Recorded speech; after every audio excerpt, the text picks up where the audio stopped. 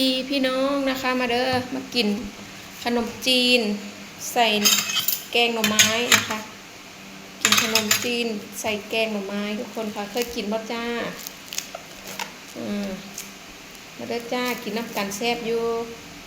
ขนมจีนใส่แกงหน่อไม้นะคะทุกคนอันนี้แกงหน่อไม้ที่ตักไว้แล้วนะคะแกงมาใหม่ๆเลยนะคะสาวเดือนแกงเองเทลงไปเลยจ้า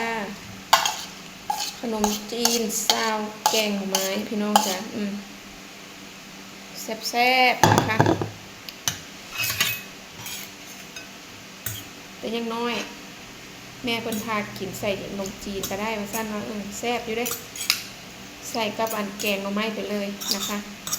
ก็สิเป็นคล้ายๆกับอันขนมจีนซาวน้ำปลานะทุกคนแต่ว่าเอาน้ำแกงหน่อไม้หรือว่าแกงหน่อไม้ใส่น้ำมันจะเนาะประมาณนี้นะคะ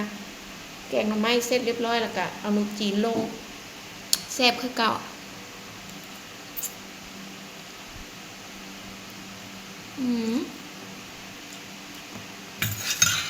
นัวพี่น้องนัว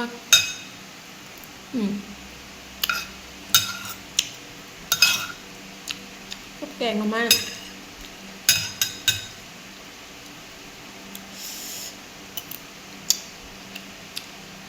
สดน้ำ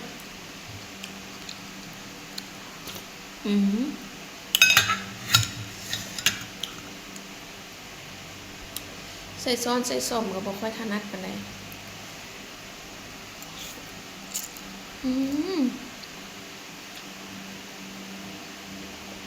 แกงหน่อไม้ก็แซ่บแล้วพี่น้องน้ำแกงหน่อไม้นัวปลาร้าแห้ง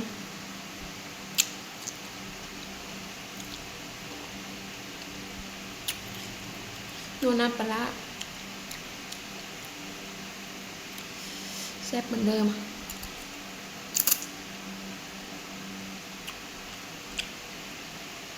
เส้นก๋วยเตี๋ยวเส้นนั้นนมจีนกันยาวแห้งพี่น้องเหนียวนุ่มแห้งเส้นเหนียวนุ่มแห้งยาวพร้อม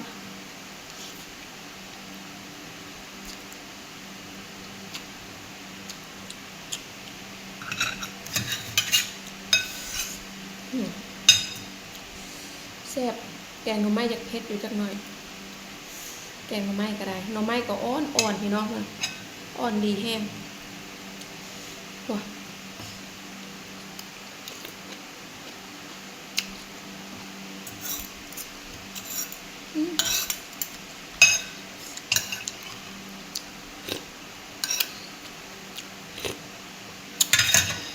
สดน้ำกลม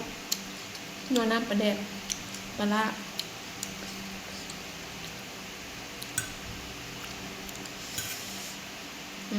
คำนี้ไง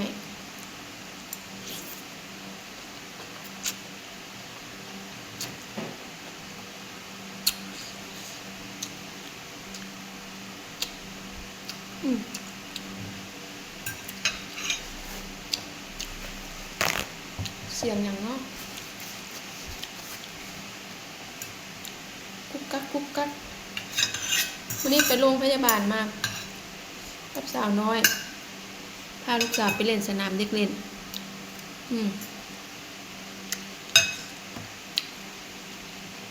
เพิ่นมีหมู่เพิ่นเด้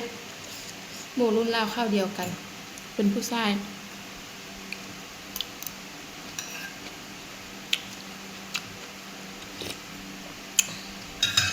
นั่งเล่นน้ำกันดี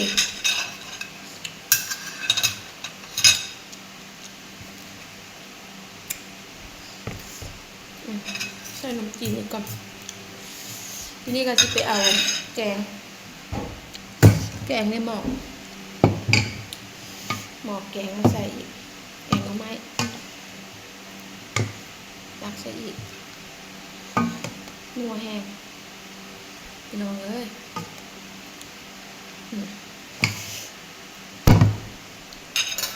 ไม่ใช่หรอกเพื่อนนั่งเล่นกับเพื่อนนะเราเดินกันนั่งเล่นอยู่แถวนั่นแหละใกล้ๆเพื่อนโดนเติบเราเดินย่างไปส้มพาพี่น้องไปส้มวิวเนาะทำคลิปนะไปส้มวิวสวนสาธารณะเพิ่นปลูกต้นไม้ใบหญ้า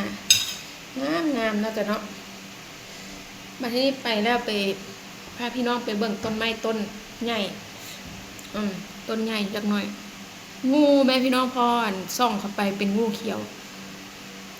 พี่น้องตะย่านแห้งฮอน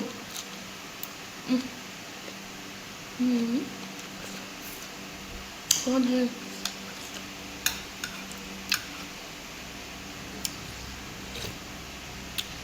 ทั้งฮอนทั้งเผ็ดทั้งแซ่บทั้งนัวน้องเอาไปเฮ็ดกินลองเบิ่งซาวใส่ปลาแดกปลาล่าเฮาใส่ส้มบ่ค่อยถนัดปานใดต้องใส่มือเนาะจ้ะเนาะเป็นคนถนัดมือนะพี่น้องถนัดมือกินมือนะ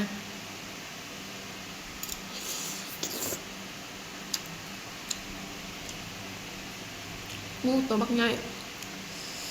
ขึ้นไปในต้นไม้พี่น้องเลยนะ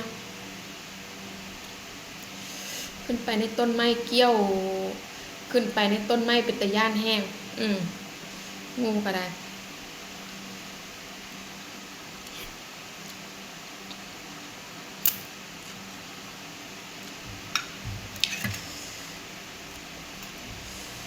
แซ่บ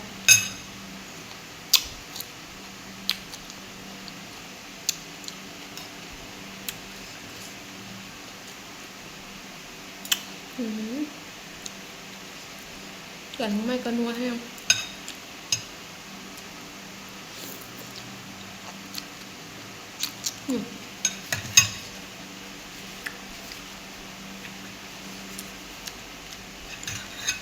เผ็ดเด้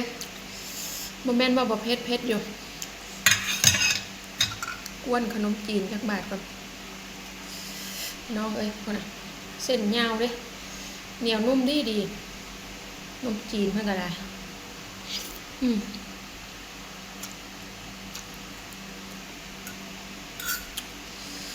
น้ำแกงของไม้มั่วให้เราใส่ปลาร้าเข้มข้นเลยเพื่อนเนี่ยเผ็ด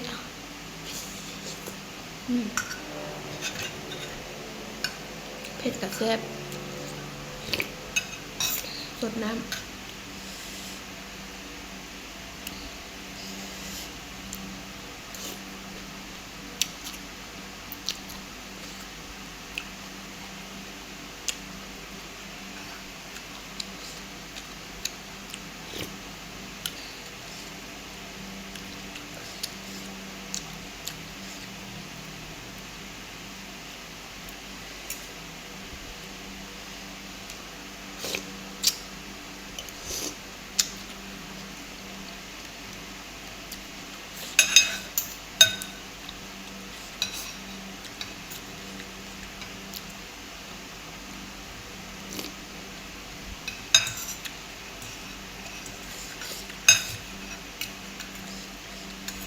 แกงไม้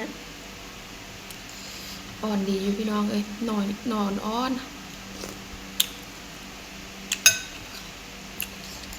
อ่อนดีซื้อมาเมื่อวานเนี่ยแหละซื้อมาเมื่อวานเนี่ยพี่น้อง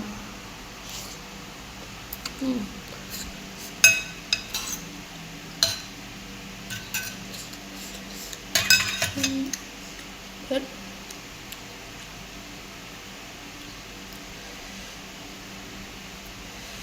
กระแซ่บ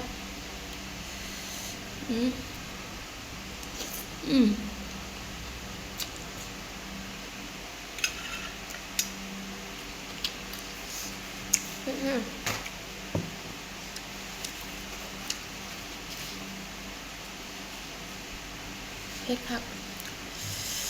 มะพริกคือเผ็ดงวดนี่เนาะพี่น้องตะกี้คือบอกเผ็ดเนาะมางวดนี่เผ็ดมะพริก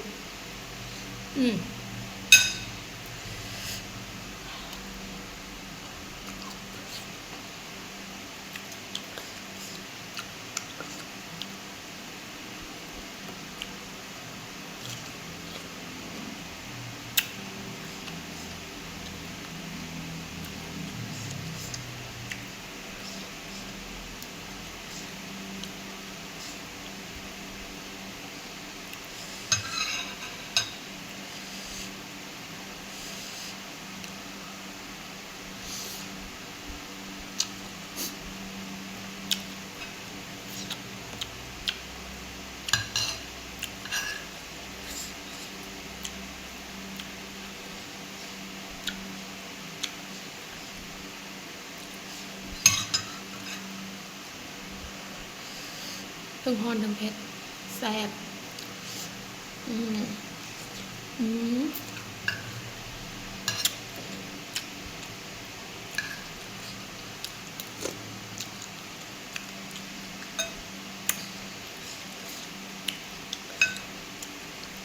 ตอนแรกบ่อยกิน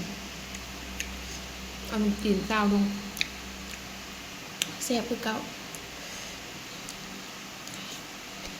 อืม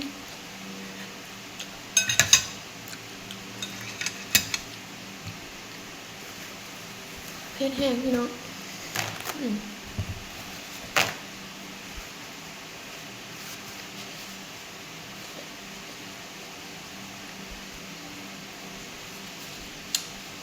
เผ็ดคักเผ็ดแน่เอาไปสาวเดือนลาพี่และน้องไปในคลิปนี้นะคะทุกคนค่ะ